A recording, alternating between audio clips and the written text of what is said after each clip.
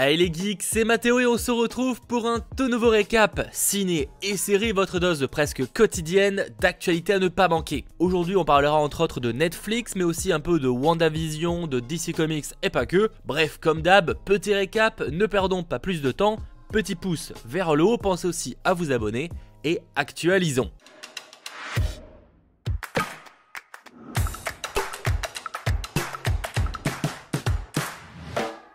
Et pour commencer, parlons un petit peu Netflix, puisque la news est tombée, et là c'est un gros carton, on peut le dire. Le jeu de la dame, c'est officiel, ça a été regardé par plus de 62 millions de foyers en seulement 28 jours, donc c'est quand même un plutôt bon score pour cette série avec Anya Taylor-Joy qui défonce tout et qui est vraiment excellente, et qui est d'ailleurs encore aujourd'hui dans le top 10 des séries les plus vues sur le service. C'est vous dire à quel point la série est donc devenue populaire, malgré franchement qu'elle n'était pas forcément très attendue à la base, et donc ça c'est assez agréable aussi qu'une série venant pas d'une franchise très populaire etc. cartonne sur la plateforme.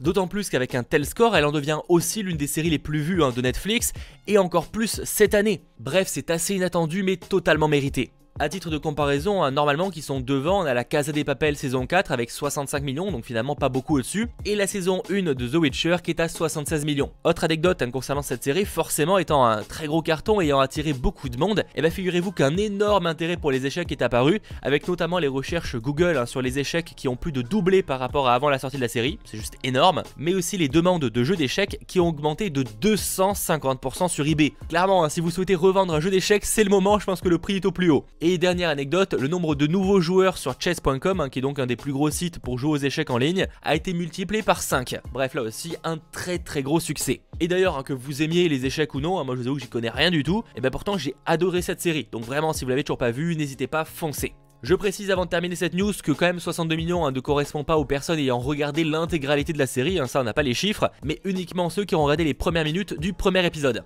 Ouais, dit comme ça, c'est un peu la douille, mais c'est comme ça que Netflix comptabilise tous ces chiffres. Et en parlant d'ailleurs de Netflix, on a quelques infos casting, notamment avec Anthony Mackie, qu'on va retrouver donc en 2021 dans la série Disney+, Falcon Winter Soldier, mais qui vient là de signer pour un nouveau film Netflix du nom de The Hogan.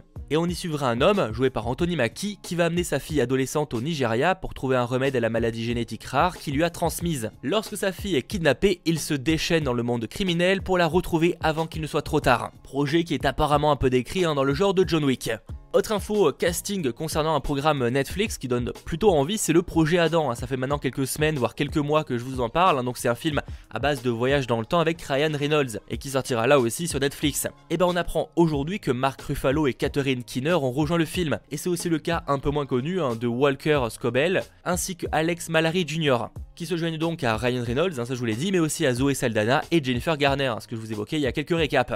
Pour rappel, dans le projet Adam, même si honnêtement je serais pas choqué que le titre change d'ici la sortie, on y voit Ryan Reynolds jouer le rôle d'un homme qui voyage dans le temps pour obtenir l'aide de lui-même âgé de 13 ans. Ensemble ils vont retourner dans le passé et retrouver leur défunt père. Et bien Mark Ruffalo jouera justement le père de Ryan Reynolds, un brillant physicien. Et Catherine Keener sera la méchante du film, une femme qui a volé une technologie très puissante aux physiciens. Et je peux aussi vous dire que Walker Scobell sera la version jeune de Ryan Reynolds, alors que Alex Mallory Jr. sera le bras droit de la méchante.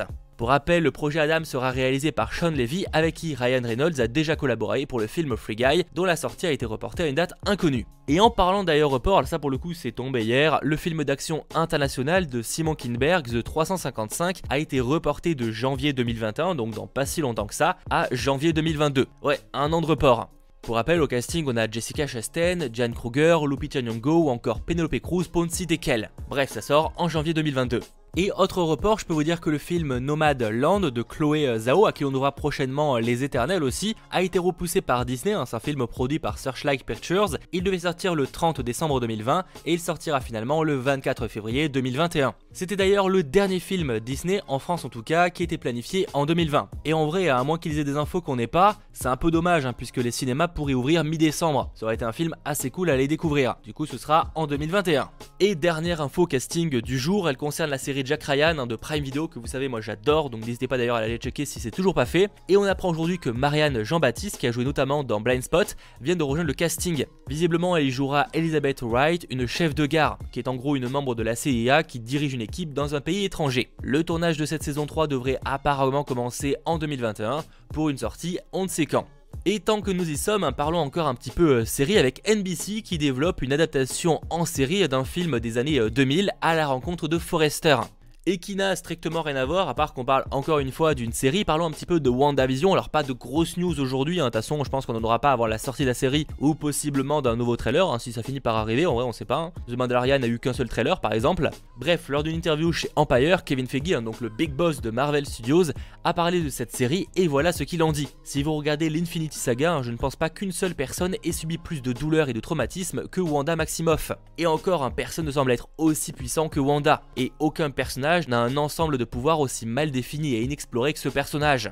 Il enchaîne en expliquant que c'était donc important d'explorer le personnage post-endgame, et déclare qui d'autre est conscient de ce pouvoir, d'où vient-il, et est-ce que la pierre de l'esprit l'a libéré. Et pour en terminer avec les révélations faites par Kevin Feige dans ce même interview, il explique que WandaVision fera des tonnes d'hommages à des vieilles séries, notamment en noir et blanc, mais qu'il y en a aussi des plus modernes. Ils s'inspireront entre autres de Modern Family et de The Office.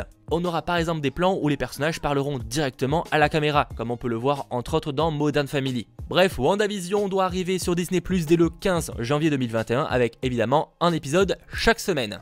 Et qui sortira là aussi sur Disney+, mais à une date inconnue, même si visiblement c'était prévu pour 2022, on a la série sur Obi-Wan Kenobi, même si l'info du jour sera pour le coup une rumeur, donc giga pincette. Selon The Illuminati, Disney aurait contacté 3 actrices pour un possible rôle. Et ces actrices en question seraient Thuso Mbedu, Anula Navlekar, c'est super dur à prononcer, ou encore Naomi Scott, c'est un peu plus facile à dire, et qui a notamment joué dernièrement dans Aladdin ou encore dans Charlie's Angel. Bref, le possible rôle qu'elle pourrait incarner est inconnu, mais visiblement ce serait un personnage assez important. Et pour rester dans le thème de Star Wars, alors il n'y a rien techniquement d'officiel là aussi, même si on parle pas vraiment d'une rumeur, puisque ça nous vient de Disney Australie, qui aurait apparemment annoncé que donc la série Disney Plus Galleries The Mandalorian, qui en gros est en sorte de making of qui revient sur la création, le développement de la première saison, pourrait avoir le droit à une seconde saison qui serait elle basée donc sur la saison 2 de The Mandalorian et qui arriverait le 25 décembre 2020, une semaine après le final de la saison 2. Alors à voir, en attendant une officialisation des autres réseaux du service, mais clairement ce serait plutôt cool. Et surtout à s'intéresser de savoir comment ils vont faire la chose, puisqu'avec le virus, j'imagine que c'était un peu plus complexe pour tourner. Mais je ne serais pas vraiment étonné qu'ils fassent un peu comme ça à la mode, c'est-à-dire à distance. Affaire à suivre, évidemment dès qu'on aura de l'officiel et du concret, je vous tiens au courant sur les réseaux sociaux et sur la chaîne. Et pour terminer ce récap, après un premier visuel de Red Hood il y a quelques semaines, donc pour la saison 3 de Titan, et ben voici un premier aperçu du look de Starfire. Et bordel, on va le dire, c'est quand même carrément plus beau que sa première version dans la première saison. Pour rappel, le personnage est joué par Anna Diop et on ne sait pas du tout quand cette saison arrivera. Alors visiblement ce sera en 2021 sur HBO Max aux US, mais pour le reste du monde, on ne sait pas vraiment. Netflix avait à l'époque signé pour les 2 premières saisons et n'a jamais parlé depuis de 3e saison. Alors peut-être qu'ils attendent que la production commence pour se faire un avis et pour négocier un deal, mais pour l'instant, ils n'ont pas encore communiqué. Voilà, j'espère que ce récap ciné-série vous aura plu. Si c'est le cas, comme d'hab, pensez à lâcher le petit pouce vers le haut, pensez aussi à vous abonner et passez un bon mardi. On se retrouve très vite pour de nouvelles vidéos. C'était votre geek Mathéo, ciao tout le monde.